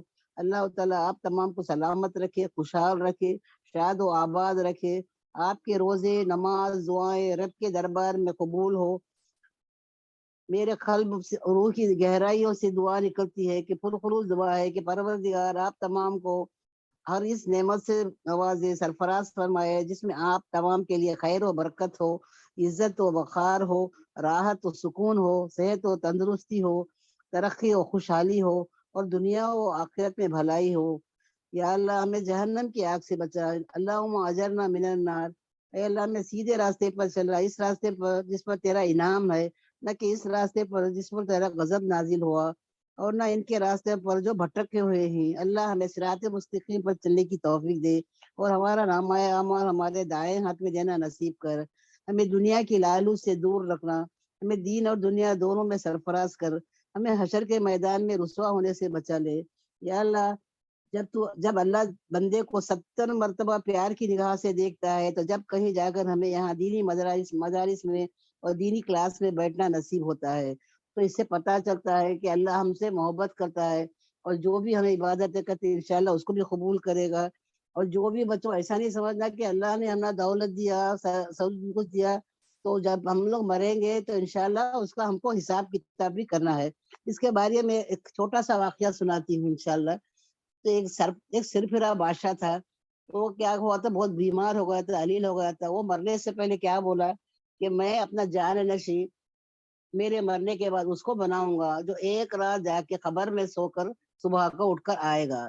تو یہ ایسی تو کبھی نے وصیت کبھی نہیں کی تھی۔ سب وہ بادشاہ کا انتقال ہو گیا، سب پریشان ہو گئے، رعایا بھی پریشان، وزیر تو پہلے سے بادشاہ کے بعد وزیر بننا چاہتا تھا، لیکن کیا ہوا، یہ ایسے اتنا بڑا ان لوگوں کا یہ اللہ بادشاہ نے اتنا بڑا یہ کرا تھا، حکم دیا تھا، تو سب لوگ پریشان ہو گئے۔ کوئی جا کر اپنی موت سے کھیلنے کے لیے کوئی تیار نہیں تھا، کوئی اپنی جان کی قربانی کرنے کو تیار نہیں تھا۔ کون جا کے رات کو خبر میں سو کر صبح کو آئے گا تو بادشاہت ملے گی؟ یہ خبر بیٹھتے پھیرتے سارے محل سے باہر گاؤں میں بھی چلے گئی۔ تو گاؤں میں ایک غریب رہتا تھا، اس کے پاس کچھ نہیں تھا، نہ مال نہ دولت، کچھ نہیں تھا۔ اس کے آگے پیچھے بھی کوئی نہ تھا، نہ بیوی تھی نہ بچے تھے، کوئی نہیں تھا۔ بس اس کے پاس ایک گدھا تھا، جو وہ گدھے کے ساتھ اس سے کما کے اس سے کھلاتا تھا، گدھے کو بھی وہ دیکھتا تھا۔ تو اس نے سوچا کہ میں مر گیا تو کیا ہوا، میرے آگے پیچھے تو کوئی ہے نہیں، اور نہ میری کوئی دولت بھی ہے کہ چلو اس کا افسوس ہوئے گا، چلو جا کے خبر میں میں سو جاتا ہوں، اگر مر گیا تو مر گیا، ایسا بھی تو مجھ کو مرنا ہی ہے، نہیں اگر بچ گیا تو بادشاہ تو مل جائے گی۔ یہ سوچ کر اس کے دل میں لالچ آ گیا، اور وہ کیا محل کی طرف چلا گیا۔ تو محل کے اندر گیا، جا کر بولنے لگا کہ میں جا کے خبر میں سونا چاہتا ہوں۔ سب لوگ پریشان ہو گئے، سوچنے لگے کہ چلو کچھ نہ چلو اچھا ہے کوئی آ گیا تو صحیح۔ تو اس کو لے کے گئے، اس کو نہلائے دھلائے، اس کو کفن پہنائے، اس کو غسل بھی دیے، اور اس کو کفن پہنا کر خبر میں اس کو دفنا دیے۔ تو بچوں جب وہ رات ہوئی تو منکر نکیر کے سوالات جیسا ہوتے ہیں نا، تو 2 فرشتے اس کے پاس آئے۔ ایک فرشتے نے پوچھا کہ تجھے دنیا میں اللہ نے دولت دی تھی، تو نے اس کا کیا صرف کیا، کیا استعمال کیا، کیسا اس نے خرچہ کیا، کس پر خرچہ کیا؟ تو وہ بیچارہ بولا کہ بھائی میرے پاس تو اللہ نے کچھ دولت بھی نہیں تھی، کچھ نہیں تھا، میں تو کچھ بھی نہیں، میں غریب فقیر ہوں، میرے پاس کچھ بھی نہیں، بس ایک گدھا ہے۔ تو ایک دوسرا فرشتہ بولا کہ اچھا اس کا نامہ اعمال اٹھا کر دیکھتے ہیں کہ یہ کیا کر رہا تھا۔ تو جا کے اس کا نامہ اعمال اٹھائے، پڑھے، تو معلوم ہوا کہ اس نے ایک دن گدھے کو کیا کیا، بھوکا مار دیا، اس کو کھانا بھی نہیں ڈالا، اور بے زبان جانور کو اس نے ستایا۔ تو وہ لوگوں نے آ کر اس سے پوچھا کہ تو نے ایک دن کھانا نہیں دیا تھا گدھے کو، تو نے اس کا صحیح ہے؟ تو وہ سوچ کے بولا ہاں صحیح ہے، ایک دن میں نے کیا کیا، میری سے بھول ہو گئی، میں اس کو چارہ ڈالنے بھول گیا۔ تو دوسرے فرشتے نے کہا کہ چلو اس کو اس کی سزا ملنا چاہیے۔ اس کو لے کر گئے، بچوں لے کے جا کے اس کو 200 کوڑے لگائے۔ تو وہ ادمرا ہو گیا کوڑے کھا کر، کیا سوچا تھا کیا ہو گیا، 100 कोड़े खा खा कर उसने ऐसा हो गया कि उसको जान भी नहीं थी। फिर उसका नामे अमार उठा के देखने लगे कि क्या उसने किया है। तो देखे तो क्या हुआ, मालूम हुआ कि एक दिन उसने क्या किया, गधे को उसके वजन से ज्यादा उस पर बोझ लाद दिया था, जो उसको उठा नहीं सका। और वो बेचारा बहुत थक गया था और वो भी परेशान हो गया था, उसको बहुत तकलीफ हुई थी। तो वो भी आकर फरिश्तों ने उससे पूछा, तो उसने कहा हाँ ये भी सही है, मेरे से एक गलती हो गई, तो मैंने क्या किया, इसके पास ज्यादा से ज्यादा बोझ लाद दिया था, उसी लिए बहुत तकलीफ हो गई थी इसको। तो बोले इसको लेके जाओ, अभी इसको 200 कोड़े लगाओ। तो उसको लेके गए, 200 कोड़े लगाए। इतना लगा, इतना थोड़े थोड़े थोड़े जख्मों में से खून भी रस रहा था। तो जैसा सुबह हुई, ये खबर जाके ये लोग खोले, पूरी रियाया, पूरे पहले सब खड़े हुए थे, बहुत खुश हो गए थे कि अभी देखेंगे क्या अंजाम होता है इसका, इसको तो दफनाए थे। सुबह उसकी खबर खोल कर देखे तो वो खुश हो गए इसको देखकर। बोल और सोच रहे थे कि इसको लेके जाकर महल में नहलाए धुलाएंगे, इसको बादशाह बनाएंगे। वो जैसा बाहर निकला, उसको चलने भी नहीं हो रहा था, अधमरा हो गया था मार कोड़े खा खा के। तो वो भागने लगा तो सब उसको पकड़ लिए, बोले कहाँ भाग रहा है, तुझको तो बादशाह का बादशाह देने के है, तुझको सिर पे ताज बनाना है। तो बोला भाड़ में गया सल्तनत, भाड़ में गया ताज। मैं भी मालूम हो गया मेरे को कि दुनिया में जब आते हैं इंसान तो उनको सब चीज का हिसाब किताब देना पड़ता है। मेरे पास तो कुछ दौलत थी ना कुछ थी, बस एक गधा था। तो उस गधे को सताने के बदले मेरे को जब अल्लाह ने मुझे इतनी बड़ी सजाएं दी, और मैं जब बादशाहत करूंगा और सबका, अब पता नहीं किसके साथ क्या क्या गलती करूंगा, किसके साथ किसके साथ है ना जो सुलूक करना है वो नहीं करूंगा, सबको सताऊंगा, कुछ भी करूंगा। तो पता नहीं मेरे को मरने के बाद और क्या सजा मिलेगी। खाली गधे को सताने की 2 टाइम ये सजा मिली, तो बादशाह के बाद तो पता नहीं मेरी हुकूमत में मुझसे कितनी गलतियां हो जाएंगी। मेरे को दौलत के लालच में पता नहीं मैं क्या क्या बैठूंगा। बोला कि भाई मुझे दौलत की जरूरत नहीं है, आज अल्लाह ने मेरी आंखें खोल दी, अभी मैं इस गधे को अच्छे से अच्छी तरह देखूंगा और अल्लाह के बताए हुए उसूल पर चलूंगा। बस बच्चों से ये मालूम होता है कि अल्लाह ने हमने दौलत दिया है, तो हम लोग उसको सही से मुशर्रफ उसका इस्तेमाल करना चाहिए। ऐसा नहीं कि दौलत मिल गई, आए लुटाए खाए पिए ऐश और आराम करे चले गए, लेकिन उसका एक एक चीज का हमको हिसाब देना है इंशाल्लाह। तो हम लोग क्या करेंगे, अल्लाह हमको दिया है इंशाल्लाह इंशाल्लाह, तो उसका सही इस्तेमाल करेंगे। मिस्किनों को, गरीबों को, यतीमों को देंगे, अपने रिश्तेदारों में भी कोई जरूरतमंद है तो पहले इंशाल्लाह उनको भी देंगे। और जो भी हमसे कुछ भी हो सका हम सब कुछ भी तामीर का काम करेंगे। किसी के लिए, किसी बच्चे को, यतीम बच्चे के सर पर हाथ रखेंगे, उसको भी उसको दीनी तालीम दिला देंगे, उसको कुछ भी करेंगे। छोटे मोटे काम करने से क्या होता है बच्चों, ये सब अच्छा हो जाएगा। तो इंशाल्लाह हम लोग क्या करेंगे, इस कहानी से ये सीखेंगे कि हम लोग को क्या है, दौलत मिलने से कोई फायदा नहीं, उसका हिसाब किताब भी हमको इंशाल्लाह रोजे महशर के पास अल्लाह के सामने देना है। या अल्लाह तमाम मरहूमीन को जन्नतुल फिरदौस में मुकाम कर। या अल्लाह हमें मन चाहे नहीं रब चाहे जिंदगी अता कर, हमारे घरों पर नूर ही नूर बरसा दे। हमें इस क्लास में बैठना ही नहीं है सिर्फ, यहाँ से सीख कर भी जाने की अल्लाह तौफीक दे। हमें सुनना, समझना और अमल करना और दूसरों को बताने की भी तौफीक दे। तमाम मुस्लिमों को जिसने दुआओं के लिए कहा था और जो कहने से भी रह गए थे, या अल्लाह इन तमाम को सेहत तंदुरुस्ती के साथ हयात दे। उनकी तकलीफों को, परेशानियों को, दुख दर्द को अल्लाह न करे कभी हो। उनकी माली हालत अच्छी नहीं है, अल्लाह न करे तो। और जो कर्ज के बोझ से दबे हुए, अल्लाह इन तमाम की परेशानियों को दूर कर कर्ज का बोझ हल्का कर दे। हमें हसद, जलन और बख्श से महफूज रख।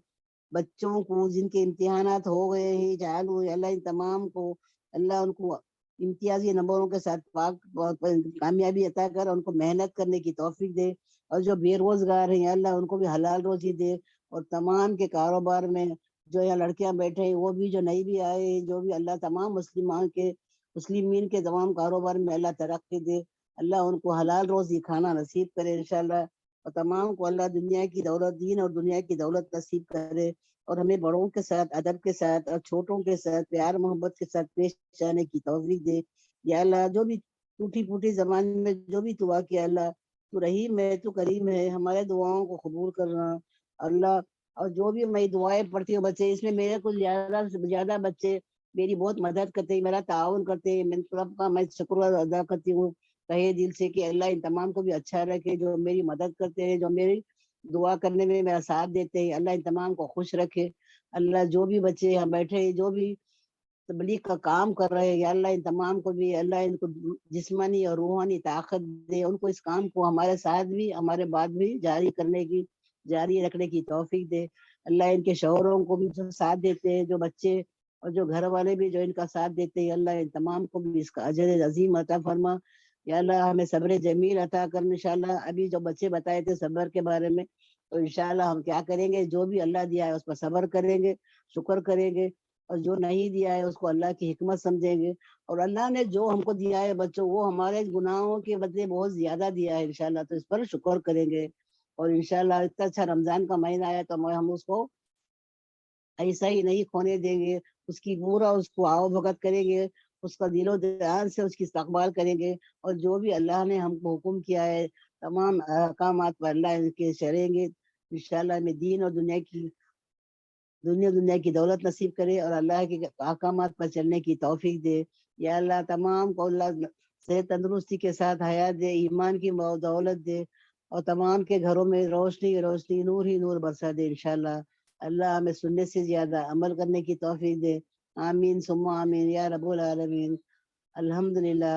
السلام علیکم ورحمۃ اللہ وبرکاتہ. جو تھی 17 میں بھول گئی تھی. جیسا کہ آپ سب جانتے کہ آج جو تھی رمضان کی 17ویں شب تھی، تو اس کے بارے میں آتا ہے کہ رمضان کی 17ویں شب کے دن جو ہے جنگ بدر ہوئی تھی. اب ہم انشاءاللہ کوشش کریں گے کہ ہم تھوڑا بہت اس جنگ کے بارے میں جانیں جتنا اللہ ہم کو بتاتے ہیں. تو پہلے تو ہم کو پتا ہے کہ اسلام کی شروعات جو ہے وہ جو ہے ہمارے پاس کون لے کر آیا تھا؟ اللہ کے آخری نبی جو کون تھے؟ آپ صلی اللہ علیہ وسلم تھے. تو جب آپ صلی اللہ علیہ وسلم نے اپنے نبوت کے بارے میں مکہ کے لوگوں کو بتایا، تو وہ ٹائم پہ جو ہے وہ زمانے میں بہت سے لوگ وہاں پر موجود تھے اور سب کے سب نے ایمان نہیں لایا تھا. تو جب پہلے قرآن کی آیتیں آنے لگی، جیسے اللہ نے ان کو وعیدیں سنانے لگے، جیسے ان کے اوپر آیتیں آنے لگی، تو ویسے وہاں کے جو مکہ کے لوگ تھے ان میں سے کیا تھے؟ مشرکان مکہ تھے، مہاجرین بھی تھے، اور کیا تھے وہ لوگ؟ بہت سے جو تھے منافق لوگ بھی تھے. تو یہ لوگ کیا کرتے تھے؟ قرآن کو جھٹلایا کرتے تھے، آپ صلی اللہ علیہ وسلم کو جھٹلایا کرتے تھے. اور جو مشرک تھے وہ لوگ کیا کرتے تھے؟ بت پرستی اور شرک کے کام کرتے تھے، یعنی اللہ کے علاوہ بتوں کی پیروی کیا کرتے تھے. تو یہ سب جو تھے نا اسلام کے بہت ہی زیادہ برے دشمن بن گئے تھے. دشمنی کیسے نکالتے تھے یہ لوگ؟ ایمان والوں کو تکلیف پہنچا کر. صرف ان لوگ کو دماغی توازن سے تکلیف پہنچا کر یا صرف باتیں کہہ کر نہیں، ان کو مارا جاتا تھا، پیٹا جاتا تھا، ٹارچر کیا جاتا تھا. ایسے حدوں تک صحاباؤں کو جو ہے تکلیفیں پہنچائی گئی تھی. کس بنا پر؟ اسلام لانے پر. اور اس کے وجہ سے جو ہے جو ہمارے ایمان والے تھے وہ لوگ نے کیا کیے؟ ہجرت کیا. اب میں بتاتے ہوئے چلوں کہ جو ایمان والے مکہ سے مدینہ چلے گئے تھے اللہ کے پرمیشن سے، جب اللہ نے ان کو پرمیشن دیا، جب اللہ کا احکام آیا کہ اب تم ہجرت کر سکتے ہو، تبھی ہی کیا ہوئے؟ آپ صلی اللہ علیہ وسلم اور ان کے ساتھ ایمان والے جو تھے وہ مکہ سے کہاں چلے جاتے ہیں؟ مدینہ چلے گئے. اور مکہ سے مدینہ چلے جانے کو کیا کہتے ہیں؟ ہم ہجرت کہتے ہیں. اور جن لوگوں نے ہجرت کیا ان کو اسلامی ورڈ میں مہاجرین کہتے ہیں، یعنی ایمیگرینٹس آف مکہ، یعنی وہ لوگ جو مکہ سے نکل کر مدینہ چلے گئے. اور یہ لوگ جو تھے، ان لوگ نے کیا کیا؟ اپنی سارے چیزوں کو پیچھے چھوڑ دیے، یعنی جو چیزیں مکے میں تھی ان کی اس کو وہیں پر چھوڑ دیا. اور کچھ وقت کے بعد وہ سب جو تھے وہ قریشی لوگ جو وہاں پر تھے، مشرک لوگ تھے، ان لوگ نے ان کے سارے چیزوں پر قبضہ کر دیا. اب ہجرت کے دوسرے سال میں، یعنی ہجرت کو ہو کے جب دوسرا سال ہو گیا تھا، اس کے بارے میں آتا ہے کچھ 623 AD تھا. تو اس کے بارے میں آتا ہے کہ جب ہجرت کا دوسرا سال تھا تو مسلمانوں کو پتا چلا کہ جو قریشی لوگ ہیں، یعنی جو مشرک لوگ ہیں وہاں کے، ان کا جو کیروان ہے، ان لوگ کا جو جھنڈ ہے وہ کیا ہے؟ سیریا سے مکہ کی طرف آ رہا ہے. تو ان لوگ نے کیا سوچا کہ ہم کیا کریں گے؟ یہ کس کی قوم تھی؟ یہ ابو سفیان کی قوم تھی. تو ابو سفیان نے کیا کیا؟ پھر اپنی قوم کو لے کر یہ کس کی طرف آ گئے؟ مہاجرین لوگ کی طرف آنے لگے. تو جب آپ صلی اللہ علیہ وسلم کا کوئی بھی ارادہ نہیں تھا جنگ کا، وہ وقت پر وہ لوگ نے کوئی تیاری نہیں کی تھی، ان کو نہیں پتا تھا کوئی جنگ ہونے والی ہے، کوئی لڑائی ہونے والی ہے۔ لیکن جب آپ صلی اللہ علیہ وسلم کو یہ بات پتا چلی کہ 1000 سے بھی زیادہ جو ہے مشرک کی قوم جو ہے تلواریں لے کر، جنگ کا سامان لے کر ایمان والوں کو مارنے کے لیے آ رہے ہیں، تو اس بات کو جاننے کے بعد آپ صلی اللہ علیہ وسلم نے کیا کیا، اپنے ایمان والوں سے بات کرنا شروع کیا، ان سے کہا کہ اب اگر یہ لوگ آئیں گے تو ہم کو بھی کیا کرنی پڑے گی، جنگ کرنی پڑے گی۔ اور یہ جو تھی کیا تھی، اسلام کی پہلی جنگ تھی، کس کے طرف، مشرک لوگوں کی طرف۔ اب یہ جو جنگ ہے اس کو غزوہ بھی کہتے ہیں، کیونکہ اس میں آپ صلی اللہ علیہ وسلم خود بھی موجود تھے۔ اور یہ جو بدر ہم اسی لیے کہتے ہیں کیونکہ بدر جو ہے وہ ایک جگہ ہے جہاں پر یہ جنگ ہوئی تھی، اس جگہ کا نام کیا تھا، بدر تھا۔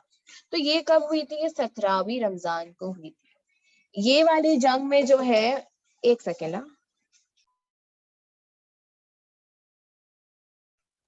اس والی جنگ میں جو ہے مسلمان جو تھے وہ صرف 313 تھے، اور جو مشرکان مکہ یعنی جو سامنے کی قوم یا قبیلہ آ رہی تھی ان کا نمبر آتا ہے 1000 کے آس پاس تھے، کم اور بیش، اللہ عالم۔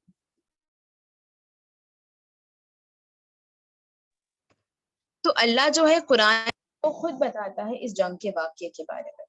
تو اس کے بارے میں پہلا ذکر جو ہے تیسری سورہ یعنی سورہ آل عمران میں، اللہ ہم سے کہتے ہیں کہ تمہارے لیے 2 گروہ میں جو جنگ بدر کے دن آپس میں بھیڑ گئے، قدرت اللہ کی آزمائش نشانی ہے۔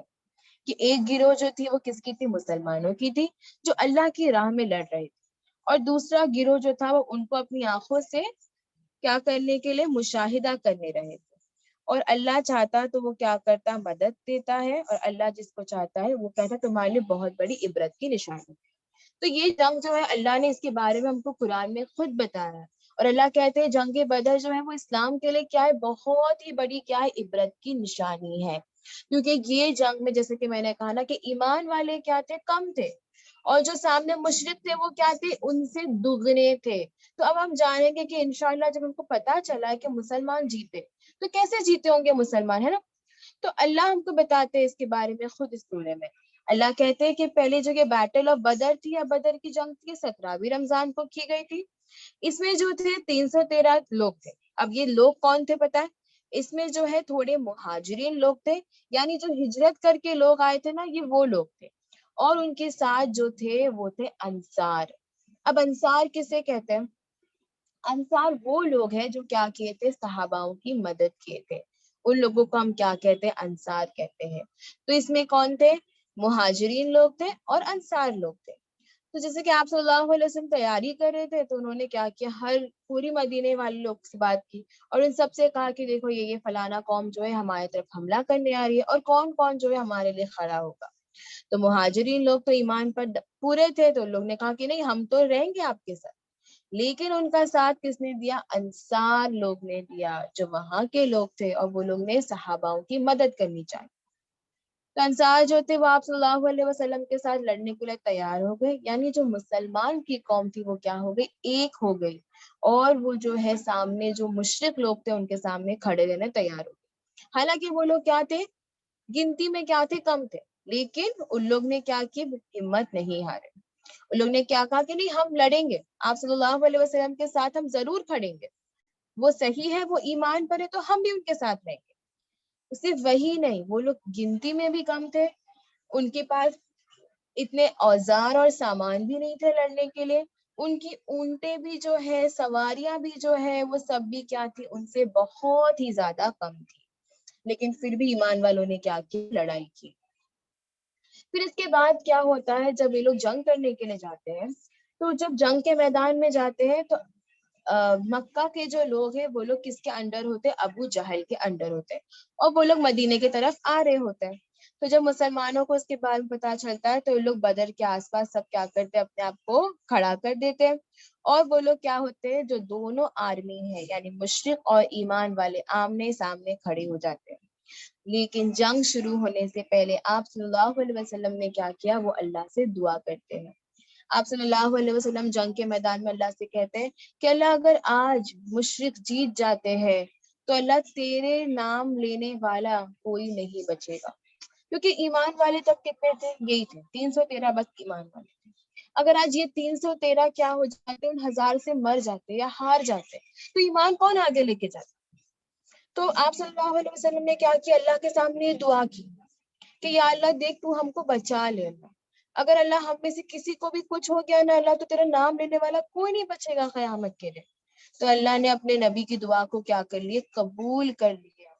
اور اس کے بعد اللہ قرآن میں کہتے ہیں، اللہ نے قرآن میں خود کہا ہے آیت میں کہ یاد کرو کہ جب تم نے کیا کی تھی؟ مجھ سے دعا کی تھی اور میں نے دعا کو کیا کر لیا؟ قبول کر لیا.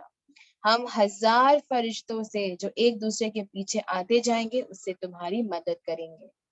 یعنی اس جنگ میں اللہ سبحانہ و تعالیٰ نے کیا کیے تھے؟ 1000 فرشتوں کو ایک کے پیچھے ایک، یعنی کہ اتنے سارے تھے کہ جگہ نہیں تھی. They were all sticking to one another. چپکے ہوئے تھے ایک دوسرے سے. اتنے سارے اللہ نے 1000 فرشتوں کی مدد بھیج دیے تھے. کس کے لیے؟ ایمان والوں کے لیے، اور آپ صلی اللہ علیہ وسلم کی دعا کو قبول کرنے کے لیے.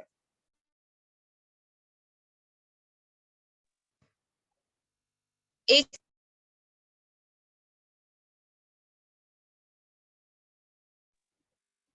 اور اس کے بعد جو ہے آپ صلی اللہ علیہ وسلم اور ایمان والوں پر فرشتوں کی مدد آئی. اور جیسا کہ ہم جانتے ہیں نا کہ جب اللہ کی طرف سے مدد آتی ہے تو پھر کوئی بھی نہیں ہرا سکتا ایمان والوں کو. تو آپ صلی اللہ علیہ وسلم کی اس دعا نے ہم کو بتا دیے کہ ان کا جو اللہ پر بھروسہ اور اللہ پر ایمان جو تھا وہ کتنا کیا تھا؟ پختہ تھا. پہلی چیز انہوں نے کیا کی؟ اللہ سے دعا کی، اللہ سے مانگے کہ یا اللہ تو ہی میرے کو بچا سکتا، اللہ تو ہی میرے کو نکال سکتا ہے. میرا کسی پہ بھروسہ نہیں ہے اللہ، ہم بس تیرے پہ بھروسہ کر کے اللہ ہم تیرے ایمان کو بچانے کے لیے اس سرحد پر لڑنے جا. اور کیا کیا اللہ نے؟ اللہ نے ان کی غیبی مدد کی. آپ لوگ کی آج کلاس صبر پہ تھی نا، ان نے کیا کیے؟ بھروسہ کیے اللہ پر، صبر کیے، اور اللہ نے ایسی مدد دی، ایسی غیبی مدد دی جس کے بارے میں کسی نے کبھی تصور بھی نہیں کیا ہوگا. نہ وہ ایمان والوں نے کبھی سوچا ہوگا کہ اللہ فرشتے بھیجیں گے مدد کرنے کے لیے، لیکن اللہ نے کیا کیا؟ ان کے لیے فرشتوں کے ہاتھ سے مدد بھیجی.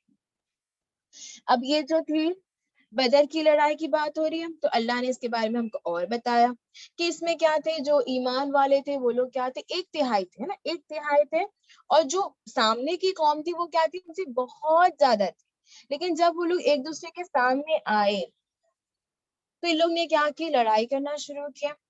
اب ان میں سے کیا تھے؟ بہت سے لوگ تھے. اب اس میں کیا ہوتا ہے؟ صحابہ جب جاتے ہیں تو تمہارے سب سے اچھے جو لوگ ہوتے ہیں اس کو پہلے آگے بھیجا جاتا ہے، اور پھر سامنے والی قوم اپنے اچھے لوگوں کو سامنے بھیجتی ہے، اور پھر ان کی پہلے لڑائی ہوتی ہے اور پھر لڑائی شروع ہوتی ہے. تو ایمان والوں کی قوم میں سے سب نے کہا کہ ہم جائیں گے، ہم جائیں گے. لیکن آپ صلی اللہ علیہ وسلم نے کیا کہ اپنی نسل سے ہی کیا بھیجے؟ اپنے خاندان سے لوگوں کو بھیجے.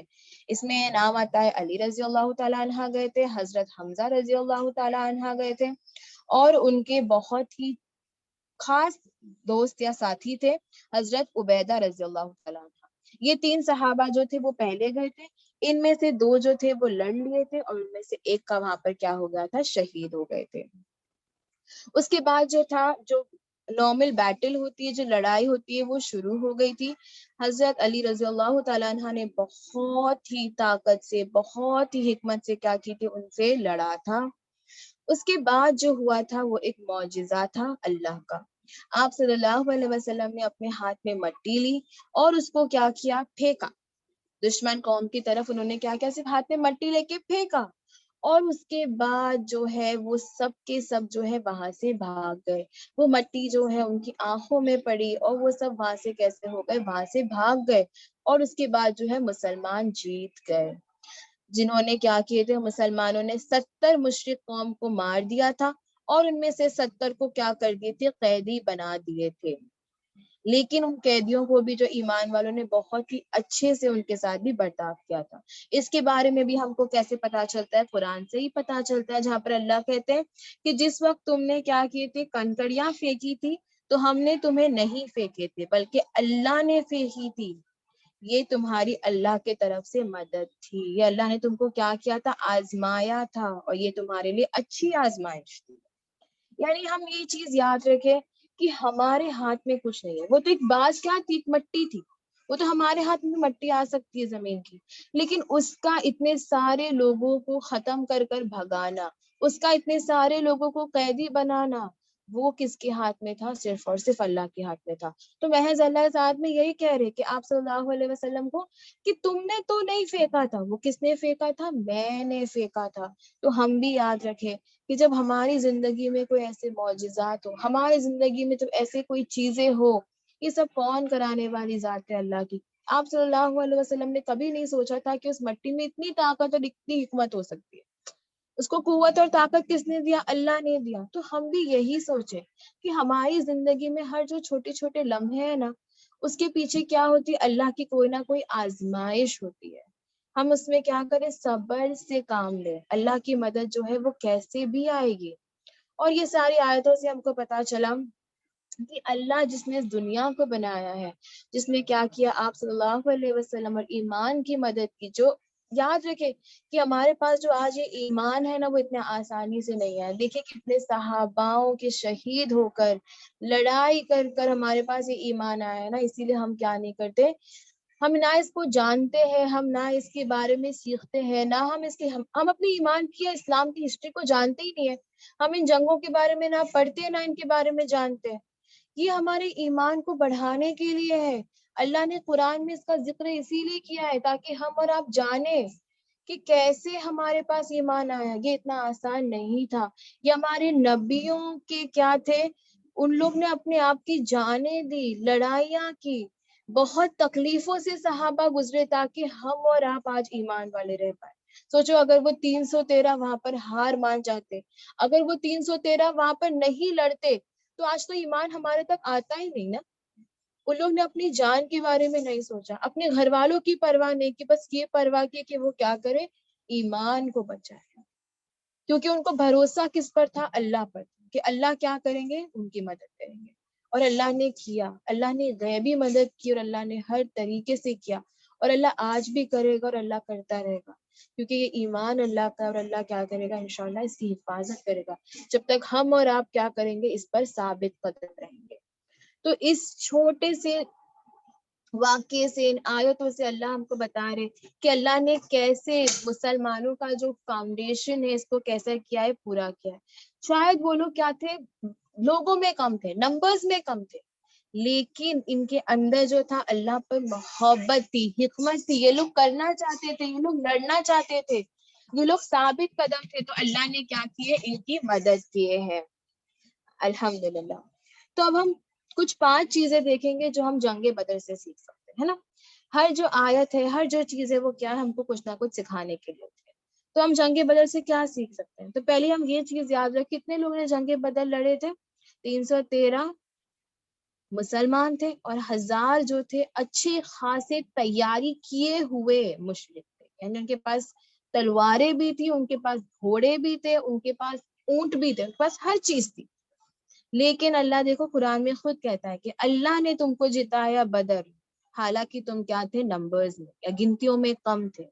اسی لیے اللہ سے ڈرو تاکہ تم کیا بن سکو؟ شکر گزار بن سکو. ہم کو اللہ کا شکر گزار بننا ہے یہ سب باتیں سنتے ہیں نا. اور اللہ کہتے ہیں نا کہ ان لوگ نے کیا کہ ان لوگ نے صبر کرے تھے اور اللہ کی ہی پرمیشن سے ان لوگ نے کیا کہ فلاح پائے. پھر دوسری چیز جو ہم یاد رکھیں گے وہ یہ ہے کہ جیتنا اور ہارنا یہ سب کس کے ہاتھ میں؟ صرف اور صرف اللہ کے ہاتھ میں ہے. وَتُعِزُّ مَن تَشَاءُ وَتُذِلُّ مَن تَشَاءُ. عزت دینے والا بھی اللہ ہے، ذلت دینے والا بھی اللہ ہے. تو ہم اور آپ کا اس میں کوئی ہاتھ نہیں ہے. جنگ بدر جتانے والا بھی اللہ تھا، آج اسلام کو یہ مقام پہ پہنچانے والا بھی اللہ ہے، آج ہمارے ایمان کو جگانے والا بھی اللہ ہے، ہم کو یہاں بٹھانے والا بھی اللہ ہے. طاقت اللہ کی ہے اور جیت ہمیشہ ایمان کی ہوتی ہے. قرآن کی کتنی بھی آپ باتیں لے لیں، کتنے بھی واقعات لے لیں، آپ اور ہم یہی جانیں گے کہ سب میں کس کی جیت ہوئے؟ ایمان والوں. کس کو بچایا اللہ نے؟ ایمان والوں. تو کیا ضروری تھا اس میں؟ اللہ پر بھروسہ. جنگ بدر کس پر تھی؟ بھروسے پر تھی، اللہ پر. پورا توکل اللہ پر کہ میرا اللہ ہے. یہ سوچ کے بس وہ ایمان والے کہاں چلے گئے؟ جنگ کے میدان میں چلے گئے. پھر اس کے بعد ہم یہ یاد رکھیں گے کہ اپنی دعاؤں کو کبھی کمزور نہیں سمجھنا. بڑی بڑی چیزوں کی تمنا کرو، اس کو آمین اور کن کہنے والا کون ہے؟ اللہ ہے. آپ صلی اللہ علیہ وسلم کی دعا ہی تھی اس میدان میں جس نے کیا کیا، اللہ کی طرف سے غیبی مدد کو بھیجا. تو کبھی بھی دعائیں کرنے میں ہچکچانا نہیں ہے، چاہے وہ بڑی سے بڑی دعا کیوں نہ ہو یا چھوٹی سے چھوٹی چیز کے لیے دعائیں کیوں نہ ہو. اگر میرے کو زندگی میں ایک چھوٹی سی چیز بھی چاہیے تو اس کو مانگو.